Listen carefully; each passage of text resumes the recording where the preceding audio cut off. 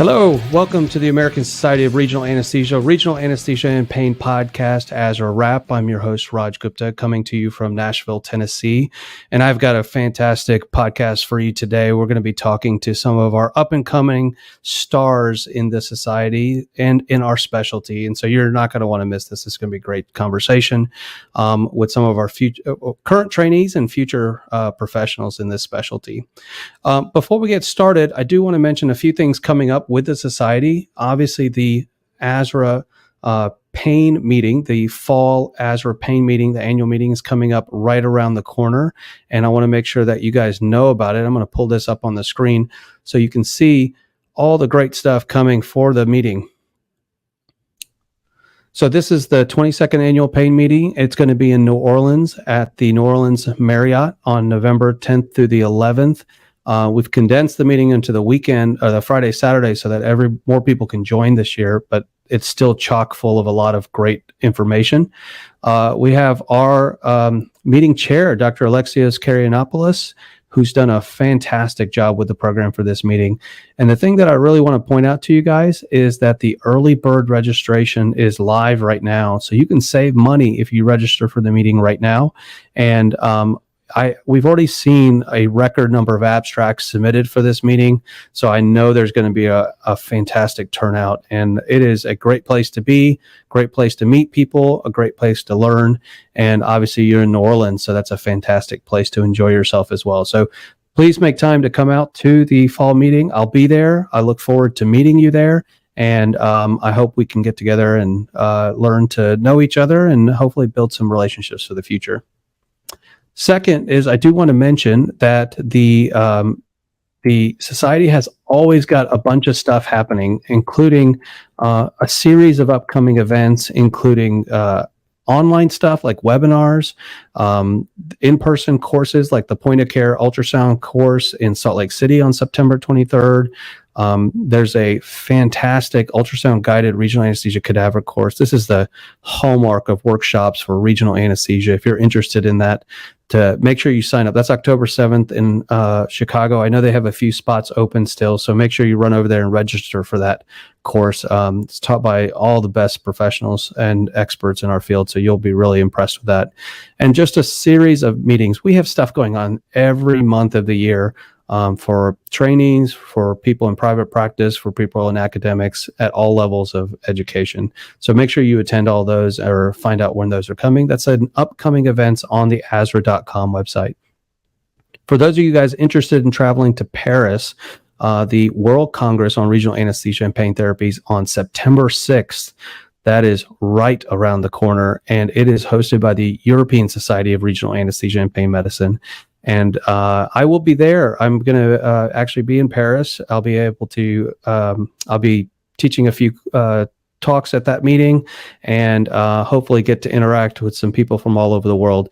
If you are excited about this and you're able to come, please join us. I think you're going to have a fantastic time. And those are my announcements. And I'm going to pull up our guests for today. Give me a second to get everybody on. Hey, everybody. Welcome. How are you? Great. How are you, Dr. Gupta? Excellent. Thank you so much for joining us. I'm going to try to make all of you guys bigger so we can see everybody here. Hang on. Look at you. All right, there we go. Now we can see everybody. I'm going to do introductions so you know who everybody is on the screen, and then we're going to get into our topic today about the Resident Section Committee. So first off, I have Brian Brenner. Brian is a graduate of the University of Virginia Medical School and is currently completing residency in anesthesiology at the University of Virginia, and he's one of the chief residents at Virginia. He joined ASRA Pain Medicine because of the opportunity for mentorship, networking, growth as a physician and educator. We're going to talk a lot more about that. And he's a special interest in the education subcommittee, which he co-leads. He's thoroughly enjoyed working with the resident section committee and the trainees and faculty, and he's proud of his contribution to the society, and we appreciate that quite a bit. And he's also been working on expanding pain medicine education at the medical school level, which is a big effort that the society has been putting together for years now. And he initially has a 4-year commitment with the U.S. Navy as a naval officer, and as an anesthesiologist, and he's going to be leading some global health initiatives in that effort as well. And then pursuing a pain medicine fellowship and specific focus on cancer pain, neuromodulation, and medical education. Brian, that's a full mouth. Sorry, I stumbled through some of that. You got too many things going on. I don't know how you're juggling all of those things. Welcome. Good to have you here. Good mentorship by Dr. Cohan and others in ASRA. Yeah, that's great. Second up, we have Caroline Varlotta. Caroline is it Carolyn or Caroline? Caroline. Caroline. Okay. Caroline Varlotta is received her Bachelor of Science from the University of Pittsburgh and graduated medical school from the New York Institute of Technology College of Osteopathic Medicine. She received a Distinguished Service Award for her dedicated work during medical school, and she's currently in residency at Mount Sinai Hospital in physical medicine and rehabilitation. Her research interests include pain after minimally invasive spine surgery, accuracy of ultrasound-guided knee injections, and peripheral nerve stimulation. And after residency, she hopes to pursue a pain medicine fellowship. That's going to be one of our topics today, so let's talk about that. Welcome, Caroline. Good to have you here. Thank you. Good to be here. Next up is Sisi Xie. Sisi is a graduate of Indiana University School of Medicine and completed her anesthesia residency at University of Texas Medical Branch. She's currently a pain medicine fellow at Stanford University and serves as the chair of the ASRA Resident Section Committee. And she was almost not going to make it today, but it sounds like she made time for us. So thanks for joining us, Sisi. Thanks for having me. And I'll only be here for another 20 minutes, but I'm glad to be here and contribute how I can.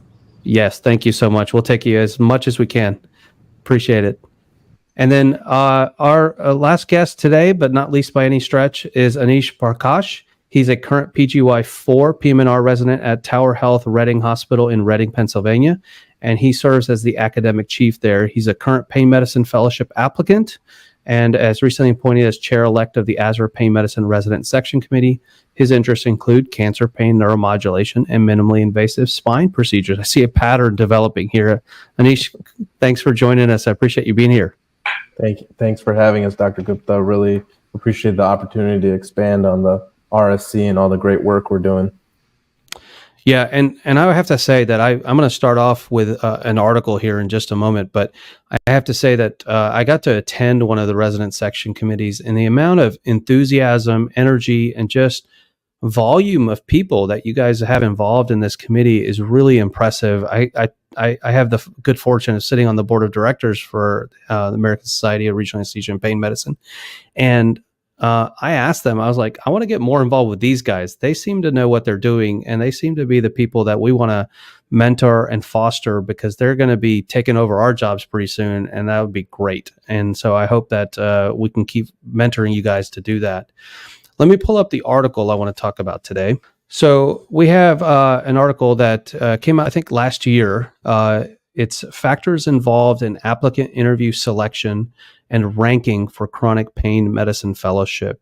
And Sisi, I'm going to start with you a little bit on this topic. Is you're in fellowship right now. You've been through the application process, and you know how challenging it can be and stressful it can be.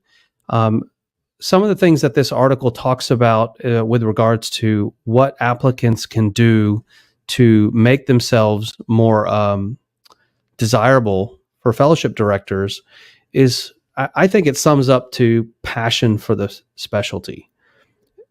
You know, how do you demonstrate passion that for chronic pain, for pain patients, and where the specialty is moving forward? Can you comment on that a little bit? Sure, yeah. I mean, one way to demonstrate passion is just by being involved somehow in pain, whether it's being involved in research, extracurriculars, do something that shows that you're interested in pain and that you are willing to go out of your way to see what this world's like, because the residencies that we come from, we don't get a lot of exposure to pain. And so people want to see that, you know, you're going to go out of your way to learn about this and make sure that it's a good career fit for you. So that you know that this is that 1 year fellowship is the right investment for you.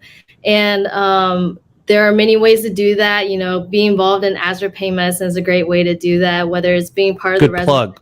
Good plug. Well, it's being part of our committee or being involved in this the special interest groups. That's a great way. Another way is just being involved in the mentor match helps too, because you get to know another faculty member within ASRA pain medicine, and they get to kind of expose you to what the pain world is like and see if that's a good fit for you, and then also help assist you in pursuing that career field. Talk about the mentor match briefly, so in case people don't know about that. Yeah, so the mentor match, it's pretty easy to sign up. There's they have the cycle open every year. I think there's one coming up later this year if you can, if that's the case. And then all you do is you fill out your mentee profile and kind of what are your interests, what are you looking for, and then they'll try to pair you with someone that kind of match your interests. And then you get to be you get matched with that person, and you'll get to kind of develop a relationship with them over the course of the year. And you can sign up for a new mentor every year. You can keep the same mentor from the previous one and just keep accumulating mentors. I think it's a great way for trainees to get to know the various attending physicians within ASRA Pain Medicine. Yeah, and the article points out that one of the key factors that fellowship directors look at is actually the letters of recommendation. And anytime that you have an opportunity to get a letter of recommendation outside of your institution that will attribute to your quality and your passion and your enthusiasm, and if you have the opportunity to build on that mentorship, even the quality of your work, if you really get to that point of that relationship, that's super valuable in the application process. Caroline, you brought this article to my attention, and you mentioned some of your interests in research. Everybody thinks that the thing that you need to have to get into fellowship is, 100 publications in a major journal on the topics of pain medicine. That's the only chance you got. Tell me a little bit about how you view your application thought process as you're going through some of these things and trying to figure out how to make yourself a candidate for fellowship programs. Yeah, it's a great question, and take with a grain of salt. We haven't had match day come up yet, but one thing I will say is that when I have people, whether they're in my program or other programs, who are now going to be part of the next application cycle or the one after that for fellowship, they ask me, how did you choose what to include? Like, how did you kind of frame your application? How'd you go about this? And I kind of view it as you're telling your story. You're telling your story of what you're interested in, why you want to do pain medicine. How does your research interests or what you've participated in contribute to that story? So you don't have to be 100% invested in every research project you did, but maybe that reflects your ability to balance a lot of different things at one point, or your general interest in learning more about the various paths in pain medicine or different niches that exist. So I think it's very important to develop for you independently, what are you trying to tell the person that's looking at your application? Yeah, that telling the story is really important, I think, because it explains how you got to that decision of going and pursuing a fellowship. And, we're talking about chronic pain fellowships, but this is also applying to regional anesthesia and acute pain fellowships, which also have a match now. So they're in a similar boat. You guys have been doing it longer in chronic pain, but the regional and acute pain people have the same issues that they're going to be starting to face with a match program. And being able to share your story, that journey of how you come up to it. I'll tell you, as somebody who's training fellows, the ones that are like, oh, I like to do blocks and procedures, that's not much of a story. So we're usually looking for a little bit more than that. And I'm sure in chronic pain, it's the same thing. Oh, I like to stick needles in people. It's not going to tell much of a story. So if you haven't explored the specialty, I don't know how you tell that story. Anish, why don't you talk a little bit about how you view the resident section committee as an opportunity for people to express this passion, maybe build on this story? Yeah, I think it's a great opportunity to meet passionate, like-minded people that, opportunities just grow from that. It's surprising. When I first joined the society, it was just related to, okay, ASRA Pain is supposed to be the most academic, society related to pain medicine, will help my future career goals. But I initially went to my first meeting in San Francisco, and I met Sisi, and Sisi was part of the RSC, and I owe a lot to her. She just brought me on, and I shared her enthusiasm, and we got to work. We both had good ideas, and they were so welcoming. It was my first time attending one of these meetings, and there's some intimidation, how you'll fit in, coming from PM&R especially a little bit. There's some apprehension, but everybody welcomed me with open arms, and we just got the ball rolling with different ideas we had. We touched base. She's like, you have to join the RSC. I was like, okay, I'm on it. And then she's like, you have to get a chair position. I'm like, okay, I'm on it. And that's really unique to my application. There's being the social media chair, there's only 2 of us. So every other pain applicant is not going to be able to discuss and touch on that, where we all might have some manuscripts, some case reports.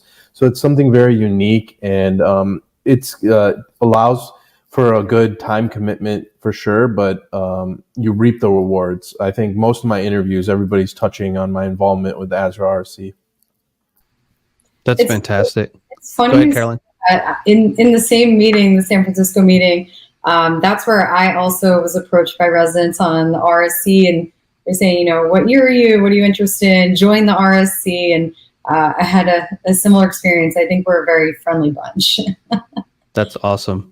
You mentioned PM&R. I was going to throw this same article back up, and they were looking at where people are coming into pain fellowships now. And the spectrum of applicants are getting bigger and broader, and anesthesiology still represents the primary entrance point into pain fellowships, but PM&R has been increasing over the last few years quite a bit. Neurology, psychiatry, family medicine, emergency medicine, even radiology. The intersection of skill sets in pain management attracts people from different entrance points. And I think that we are seeing PM&R in particular growing quite rapidly. To the point that if you notice, Dr. Karianopoulos, who's the chair of the meeting, is a PM&R specialist. That's where he came into pain medicine. And so we're definitely seeing that kind of importance put on different entrance points. So people who maybe don't know how to connect with people at ASRA pain medicine, and they don't know who to connect with or talk to or find that relationship, I think the resident section committee is a great place for people who are coming out of their specialty, maybe intimidated by, as you said, in that environment. It's a great place to start and maybe find those opportunities. Brian, I want to jump to you because I think my pet peeve when I counsel junior faculty, residents, fellows is they think of academic medicine as publish or perish, right? They think of like you have to write paper after paper after paper. But I think that what you've shown is that there's a real value in the training of other people, the education component of academic medicine, and still has a great opportunity to show your value in an application process for fellowships, and a big role that the resident section committee is playing. Talk to me a little bit about the education parts of what you're working on. Yeah.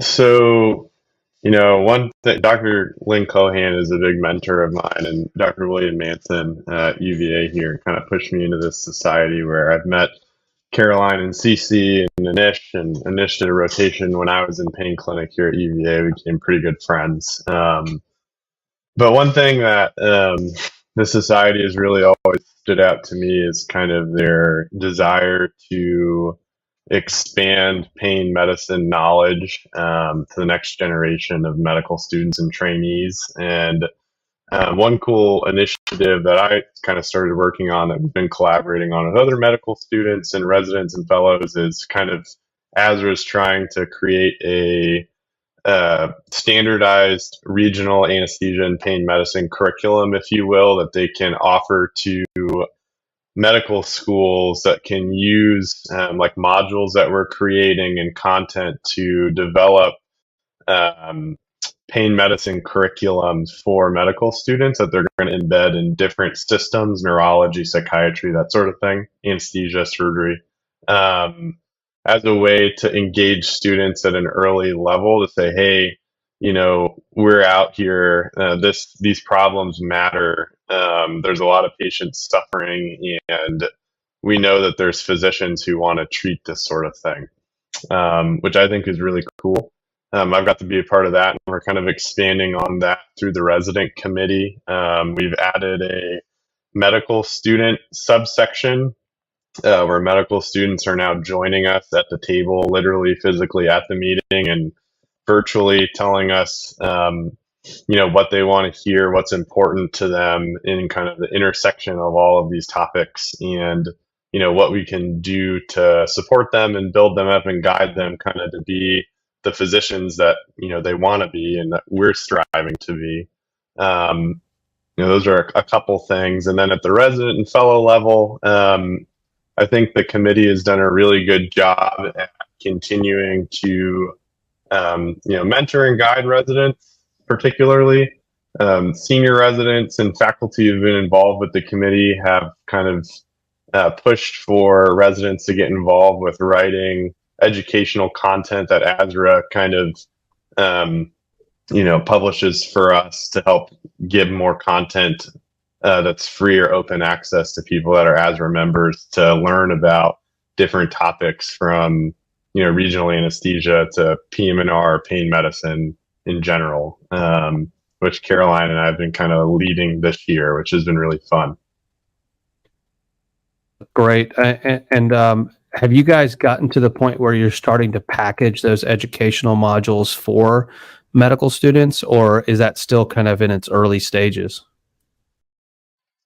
So our first module's done, and it's in the final stages of putting the interactive touches on it and final kind of copy edits before it goes out. I actually was looking over it before we got on this podcast. It's really, really good, actually. It's interactive. It has, animation and clickable things like those engaging modules we all have to do in our hospital systems to stay current with, policy and stuff, but hopefully with interesting content. So yeah, we have one done that's going to be kind of an archetype, hopefully, for future modules, and another one that's going to be shortly behind it, one on an acute pain topic and one on a chronic pain topic. Yeah, we've been talking about this for a long time of trying to reach into the medical school curriculum, because all of us realized that our training was very deficient in pain management. And it's one thing that all doctors in some form or fashion have to deal with, if not directly in patients' care, but even in your own family and friends, and being knowledgeable about it, or on social media when you hear garbage being discussed, being able to vocalize good information in those environments is really important. So I appreciate you guys reaching out to the medical students and trying to start that education process. I have a firm belief that some people feel like they have to wait to start expressing knowledge, but you just remember there's always somebody coming up behind you that has less knowledge than you, and you have something to offer them. So the fact that the residents have something to speak to the medical students, the fellows have something to speak to the residents, and the faculty have something to speak to the fellows, that sort of chain of events is always an opportunity for both educating people, but also getting to show that passion that you have in the specialty.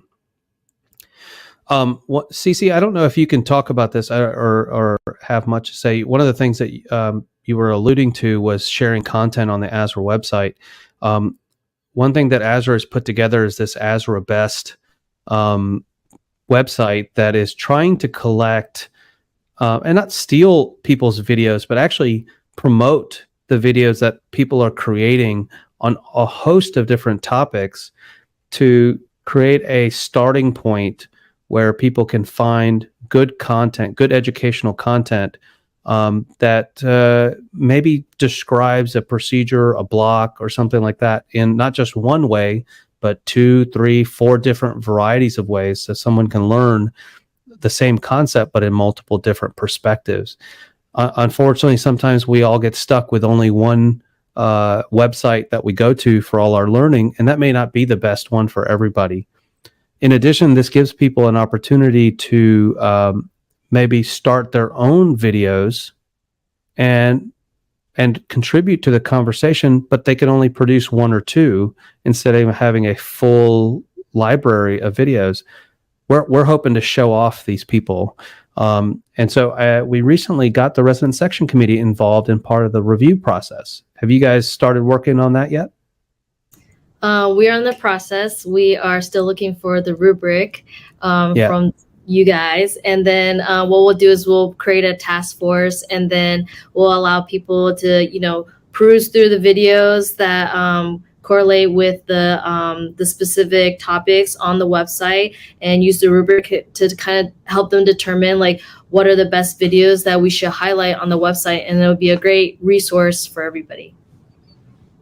Yeah, and the spectrum of topics goes from acute pain procedures, regional anesthesia, chronic pain procedures, point of care ultrasound, and you can see there's still some gaps. So we actually are asking people to submit content, links to videos that maybe you find useful, that you would love for our people to kind of analyze, make sure there's no inherent bias or inaccuracies, so that when you come to this website, to the ASRA Best videos, that you feel confident that the content you're seeing here is reliable. That's the main reason we go through a review process. We don't want people to come to our website and then go to a place that doesn't have good content. And some of these, I'm blown away by the quality of material that people have produced, sometimes with 3D graphics, really well done videos, and quite a bit of variety of styles as well. So this is something that if those are the people who are interested in the resident section committee, this is another way to kind of add to the conversation. All right, let me pull that article up one more time because I wanted to show one other thing here. So I have it highlighted in red here. So in addition to completing the core requirements of their specialty, applicants should focus on completion of chronic pain rotations to broaden their understanding of the field, including exposure to clinical demands, procedural skills, and understanding of the unique patient population. And they should have prospective applicants may wish to focus on scholarly productivity in pain research, participation in pain-related conferences with poster presentations, and society leadership engagement. May seek mentorship from some of pain faculty, and then networking with pain faculty and seeking mentorship from experts is fundamental to whether the specialty is an appropriate fit for an applicant. So, I highlighted these terms because when I looked at that, I was like, oh man, this is like everything the resident section committee provides to people who join the society and decide to kind of step up and participate. Caroline, you want to comment on how those things have kind of played a factor in your relationship to the society, and then how you feel like it's going to lead you into fellowship? Yeah, absolutely. So first, speaking with mentorship, I went through the mentor-mentee program. Dr. Tina Doshi is my mentor still. Yeah, she's a great physician, and she really helped pull me through the application process. And just even interfacing with her, she introduced me to a lot of people at the annual meeting. But going to these meetings is also very important as well. You get to interface with a lot of other people you wouldn't otherwise. One thing I don't think we take advantage of enough as trainees is the SIG group, like the special interest groups. So if you have something that you're interested in, let's say neuromodulation or cancer pain, each of these groups holds a meeting. It's a pretty small meeting, and you can go and talk to other people who are in the field, who are either program directors or faculty or other. That's one big component. Then for me, we have our problem-based learning discussions. I participated in that last year and this year, and it's a great way to learn. You can put it on your application. It shows that you know how to work well with other people. You meet people in other programs, and you get to learn about this new topic. Lastly, through the society, I know of people who have gotten different clinical rotations where they're able to experience this patient population on a deeper level and understand the needs of this field a little bit better than in our usual educational curriculum. There's a lot of people that don't have good exposure in their residencies to pain experiences, and are often like, how do I get a rotation at another place? How do I even ask about that? And the networking power of going to this meeting, where literally it is the home base of the fellowship directors. So all the fellowships, their subgroup is housed within ASRA Pain Medicine. So, and then I don't even know if you guys talked about the meet and greet that we usually have on Friday night. I mean, there's like hundreds of people there, all interacting, applicants, fellowship directors, experts in the field. Everybody's just having a mingling event. It's always super well attended, and it's a great way to start some of those networking opportunities. You mentioned the special interest groups. I want to throw this up here. So ASRA has a really, it's a foundational element of the society, which is these special interest groups. I love the graphic on here with all the people's hands raised, because it is a completely volunteer opportunity. Nobody has to nominate you to be in a special interest group. You just show up. You just sign up to be part of it. And I'll tell you guys a very, very deep, dark secret about the special interest groups. They do a lot. They're actually expected to do a lot. And they will often ask for volunteers. And oftentimes, if you want to volunteer, no matter if you're a medical student, a resident, a fellow, junior faculty, you will be given an opportunity.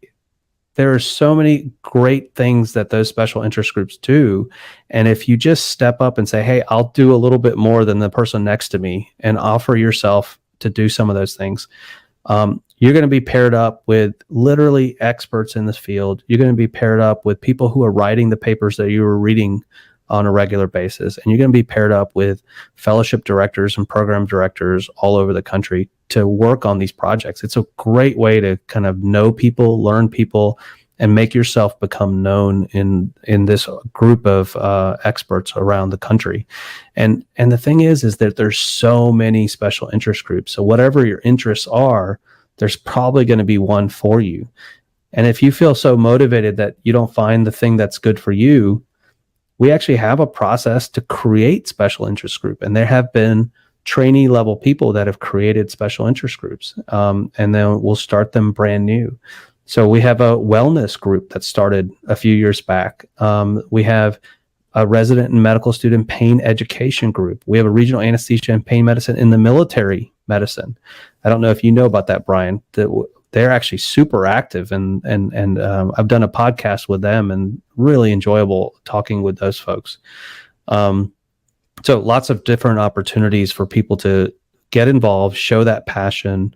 The green anesthesia group is they're also a super passionate bunch of people, the global health folks. So lots of really great people doing awesome work in those societies. So thanks for pointing that out, Caroline. And Anish, you talked about some of your interactions, networking at the meetings. Can you give me an example of one that really, really paid off, that, still kind of valuable to this day? For sure. I'll highlight, it's a culmination of multiple different interactions, whether it be the virtual meet and greet with the program directors for the fellowship, or the in-person meet and greet. I feel like it's such a great opportunity to reinforce these interactions, because when you meet someone one time, you'll maybe recognize their face. But if I'm meeting them virtually once, in person once, and then again and again, they're going to remember who I am, where I come from, what I'm all about, how enthusiastic I am about pain. Specifically, like Brian spoke earlier, Dr. Lynn Cohen's also been a great mentor of mine. She's able to she's a mentor of mine. She makes everybody work better. She makes us all look bad because she works so hard, but she's actually supportive in the process. Exactly. She's a superhero. She allowed me to come spend 4 weeks with her, and clinically I was able to get my Virginia license and do, full-on rotation. She wrote me a great LOR. She nominated me to become chair-elect for the ASRA RRC. So she's opened like many doors for me. And, she gave me her phone number, I think, within one interaction. It was just so surprising how welcoming she was. And, she just wanted to ignite my flame even further for ASRA and just pain medicine in general. And then another one I'll point out is Dr. Amit Gulati. He was my mentor through the Mentor Match program. And again, I didn't get to meet him initially. I messaged him to the ASRA app, the conference app. And he surprisingly, I took a shot in the dark. He replied. He's like, hey, bud, this is my cell. Just text me. And again, we hit it off. He's my mentor to this day. He allowed me to come rotate with him as well. And, I'm coming from a smaller institution. I don't have a fellowship in-house. A lot of our resources are not there. So I had to go seek these out, and ASRA just made the process so much easier. That's great. Yeah, that's one of the conversations we had for a long time is for those people in smaller places, either in private practices, who maybe want to go back and pursue a fellowship, or in small institutions, and even in international grads, people who are studying abroad or in the military, and they don't have those networking opportunities in their academic institution. They're often in isolated locations. So we wanted to create a home base, either virtually or in person, where these relationships could be built and kind of built upon.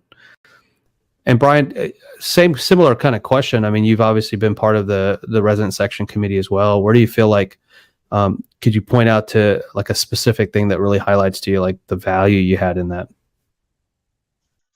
Yeah, I mean, just kind of echoing what Anish and Caroline and Sisi had said, the mentoring and networking that I've gained through this community and society have been invaluable to me personally and professionally so far in my couple of years of being a physician.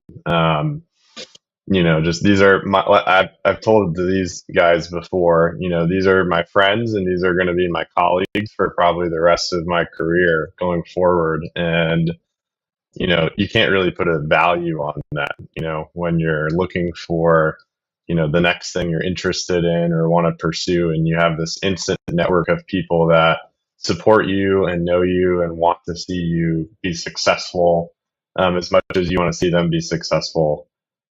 Just getting plugged into that right away and being a part of that family that's just growing, kind of, bearing fruit and growing new branches and roots and into this big tree that's becoming a beautiful thing to help our patients. It's probably the most important thing to me.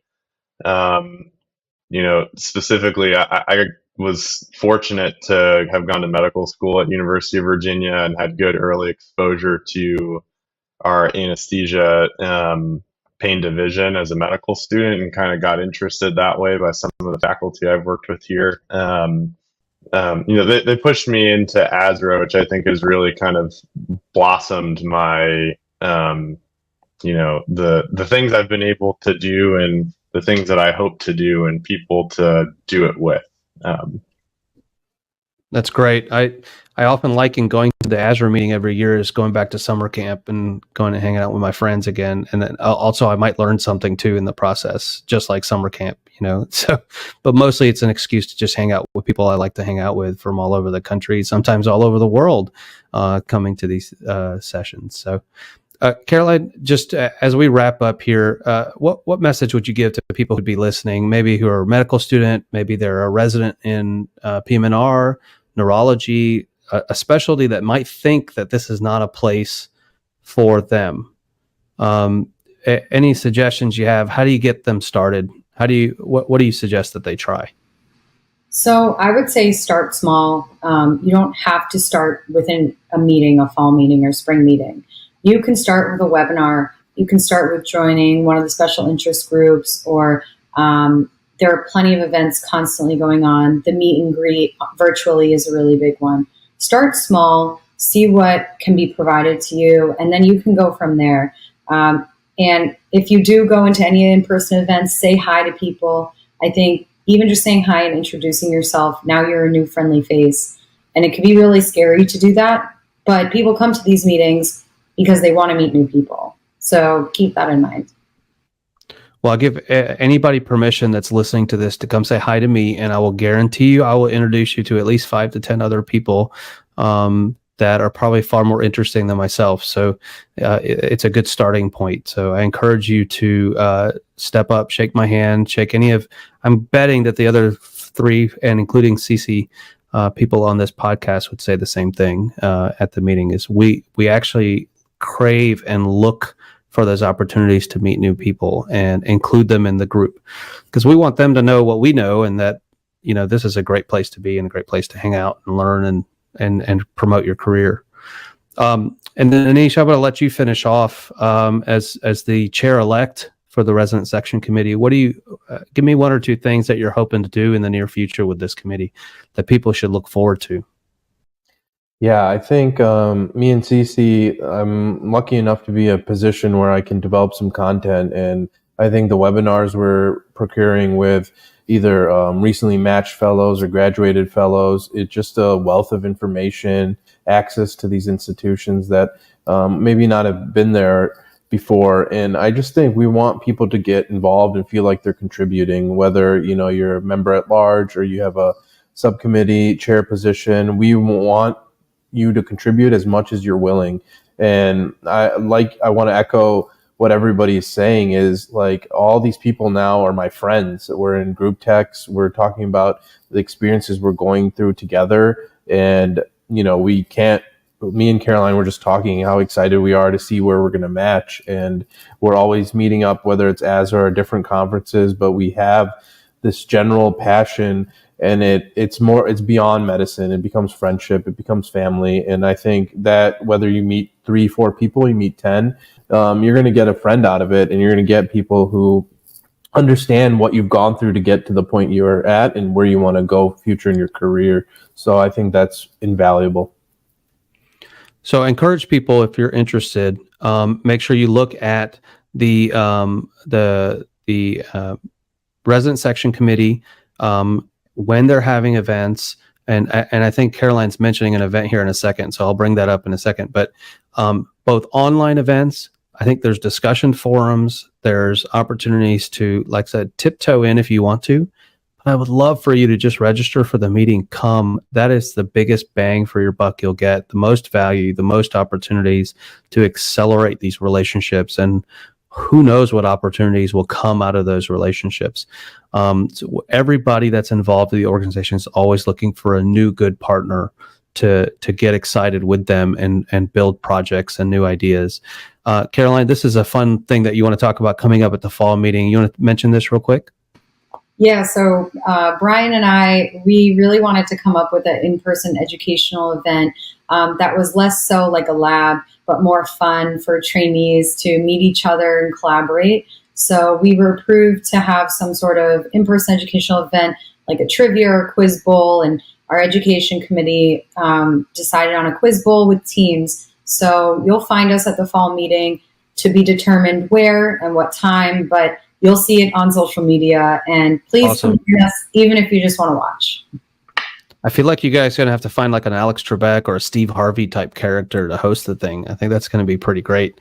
That'll be fun. That harkens me back to my high school days with little buzzers and stuff like that. Quiz bowl team, man. That's bringing up the old school, including those times that we didn't have any buzzers, so we'd just have to say the word buzz when we wanted to answer in case that's all we had. So anyway, that sounds like a lot of fun. I'll be looking out for that too, because I'd love to see that. Well, anyway, I want to thank all of you guys for joining. We always aim for about 20 minutes, and it ends up being 45 because I love talking to you guys. And for those of you guys who don't have any doubt, as a member of, and I can speak on behalf of the board of directors for the society, we're always talking about you guys, and we always talking about the amazing things that the resident section committee is doing, the fellows, the medical students, and we're super supportive of building that population within the society, because we know that's our future as a society and as a specialty. And the enthusiasm is so contagious. So we want to feed off of the enthusiasm you guys give us. So really excited to have all of you guys part of this organization, part of the society, and contributing to the specialty in the way that you do. So thank you for all that you do. And we welcome anybody that's listening. Come join the society, join the section committee, join the special interest groups, be part of it. I can't tell you how much you will appreciate and never regret doing that, because it's makes it all worthwhile. So as I wrap up, thank you guys, and I appreciate you guys joining me, and we will see you at the fall meeting. Hope